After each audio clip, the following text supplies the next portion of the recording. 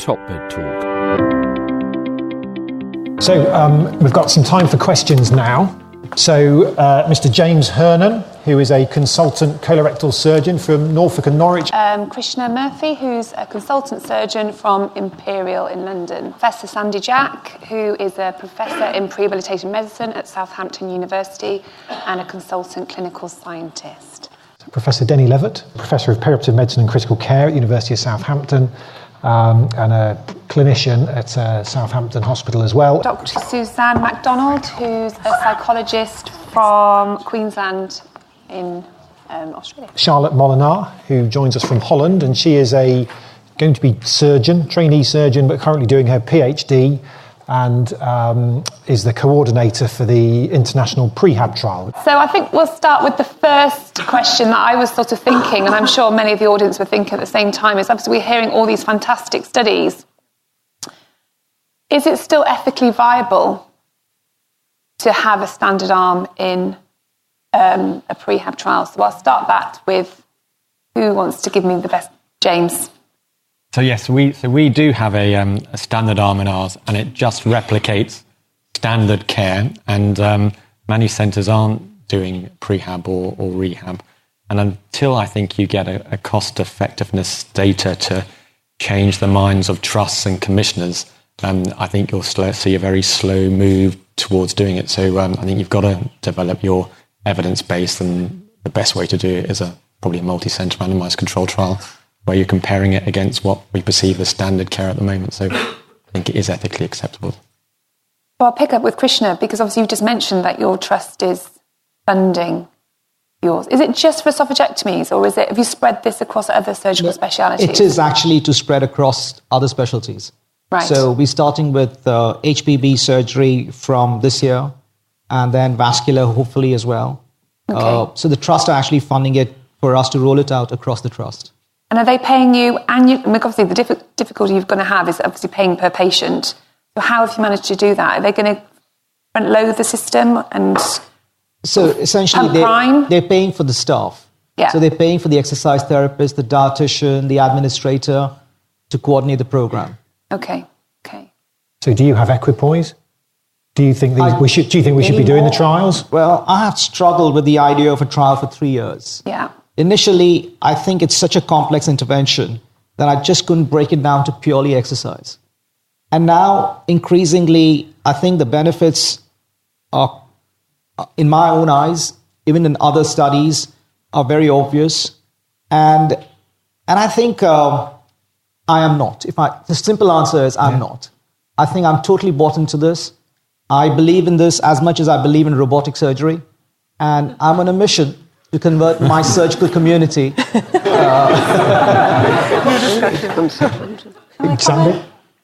So I do agree, but I'm funded by NHS England. NHS England said they wanted a randomised control trial. And whenever we talk to the commissioners, and everybody says there's not enough evidence still. So I understand completely. We do have tiers when the patients get the control group, but we monitor the patients so they have all our love and support, and they have assessments throughout. So I think it's probably the last randomised control trial I will do in this format, because I think you're absolutely right. Is it ethical?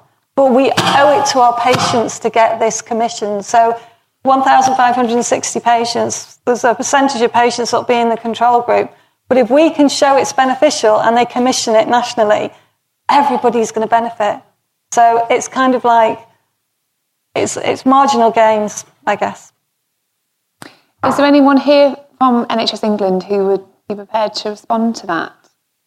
That's a brave question to ask. No? Okay. All right, so should we take another question? What's currently... okay, so the next one down was, which allied health professional supervises the exercise arm in these trials?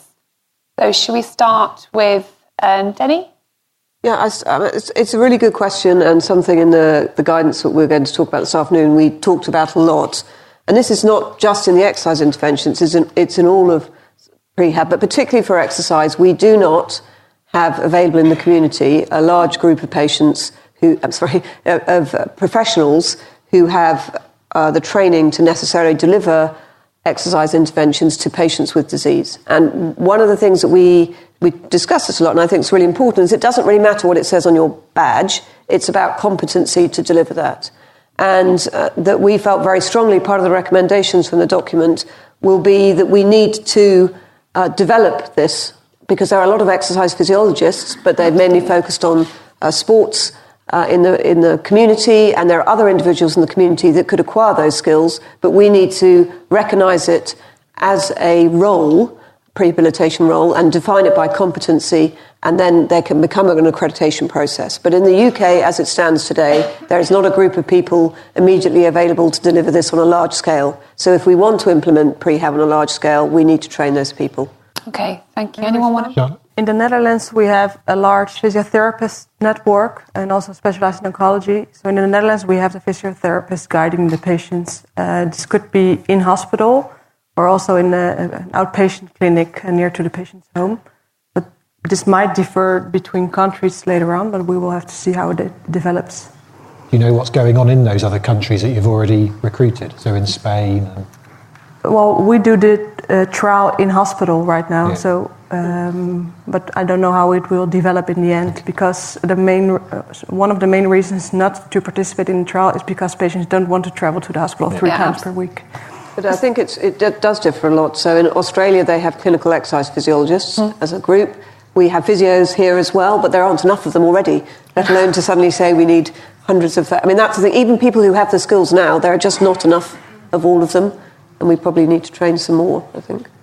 In terms of our study in Prepare ABC, we've just had that approach. It varies depending on which centre they're in. So it'll be research nurses, it'll be physios, it'll be research fellows, and they all have to go through an accreditation so they reach a standard, so they know what they're doing. But it's completely variable in terms of who delivers the intervention.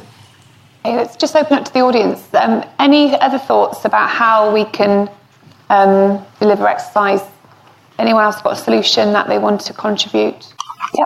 In the Netherlands, there's now a person who set up an education for fitness trainers, oncology fitness trainers. So to teach them how to treat oncology patients, and then most importantly, how they can find out when they have to transfer the patient, when it's unsafe, and when they have to transfer the patients to the physiotherapist. Yeah, thank you. Can I just make one comment? I think what's important is that even though people acknowledge the importance of this being a multimodal intervention, there still is done in a very siloed manner. So a patient goes off and sees an exercise therapist, and then goes off and sees a dietitian, and then may go off and see a psychologist.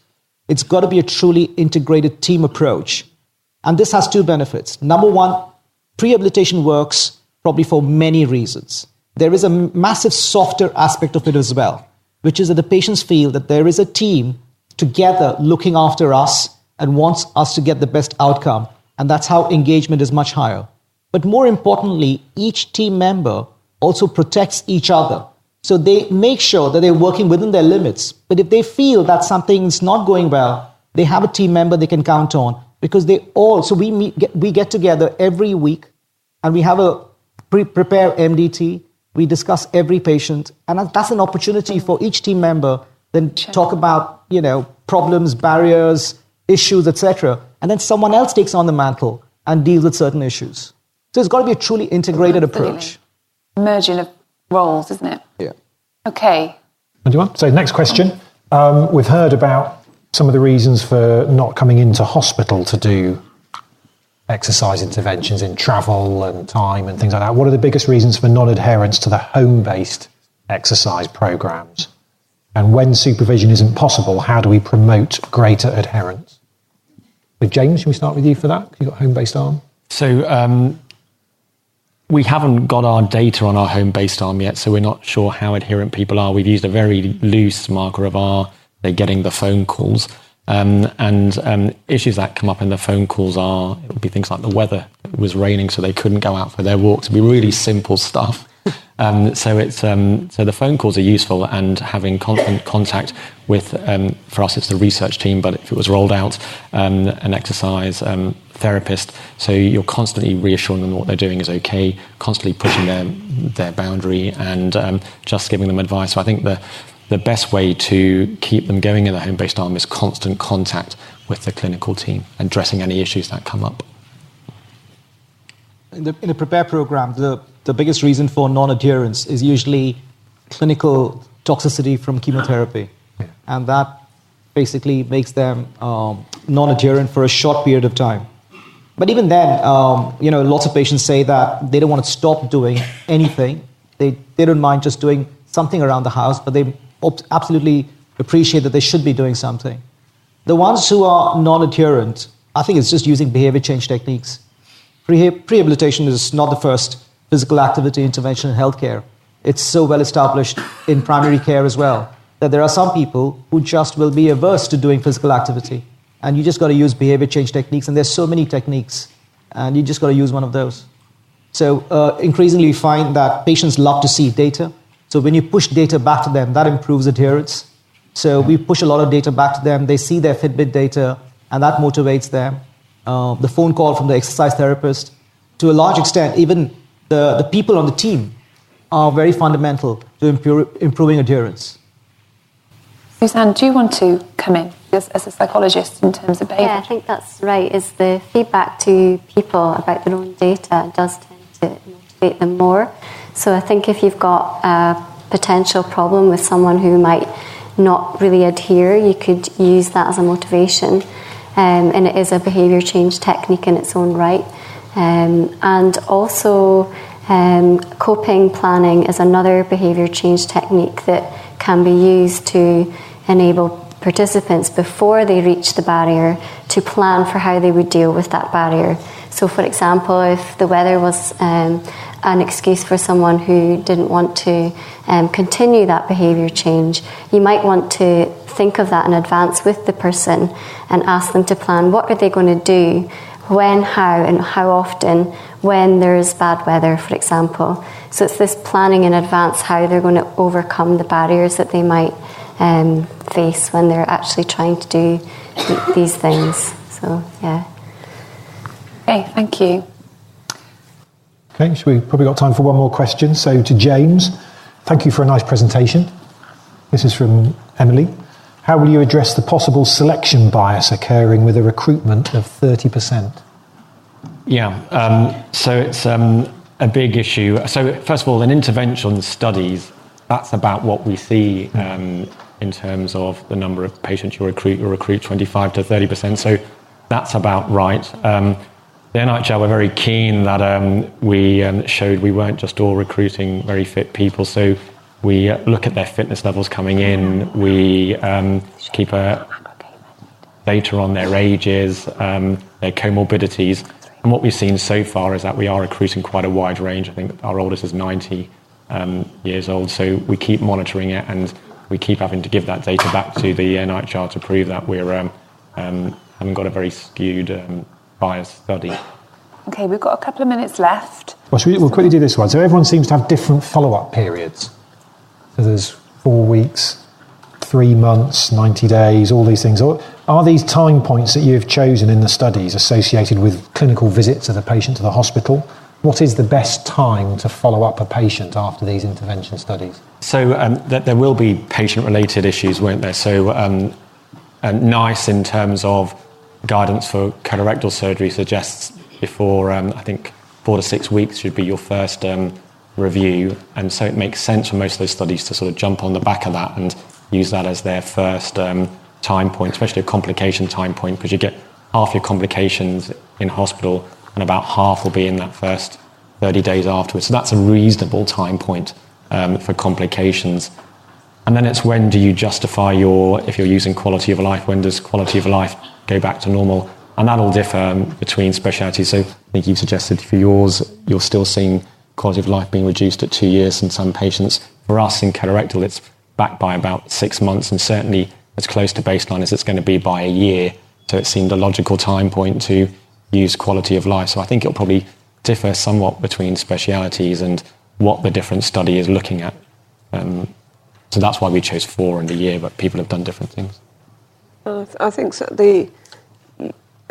In terms of the cost effectiveness, we've just been talking about, and clinical effectiveness, we're looking at things that affect length of stay and maybe cost during that hospital period. But from a patient-centred perspective, as I think everybody's alluded to this morning, it's about when you get back to baseline.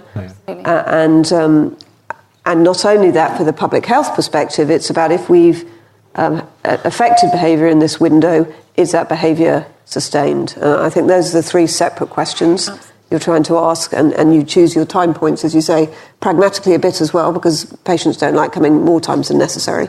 But you want to look at a timescale where you can address all of those questions. And you also want to integrate the program with the existing pathways. You don't want to change the pathway for the program. Yeah. So all our measures are taken during the routine visits. We don't have any extra visits. In fact, we managed to reduce the number of preoperative visits because they were all very ad hoc. They'd come and see a dietitian, then they'd come and see a clinical nurse specialist, a separate physiotherapy session. So we integrated that into one Prepare clinic. So they come and see everybody together. So that actually reduced the number of visits to the hospital. All that remains is for me to say thank you very much to the presenters. And thank you very much for some very good talk. Peter Jerrison here. Thanks for listening to Top Med Talk. Now, before we let you go, it's important that we remind you to subscribe to Top Med Talk. That way you'll never, ever miss another episode. Also, if we could encourage you to join us on social media, Twitter, Facebook, LinkedIn, YouTube, pretty much every single social media platform, we're there. Join us. And finally, check out topmedtalk.com. If you go to our website, you can subscribe to email updates. That way we can always tell you where we're going to be, what we're going to be doing, and how you can join us. topmedtalk.com and click on the section marked email updates. Finally, Top Med Talk is proud to act as the broadcasting arm of EBPOM, Evidence-Based Perioperative Medicine. We'd love you to find out more about them as well. ebpom.org is their website. That's ebpom.org. And if you go to ebpom.org/meetings, you can find out about some of the wonderful meetings that we attend and cover across the year here on Top Med Talk. That's ebpom.org/meetings.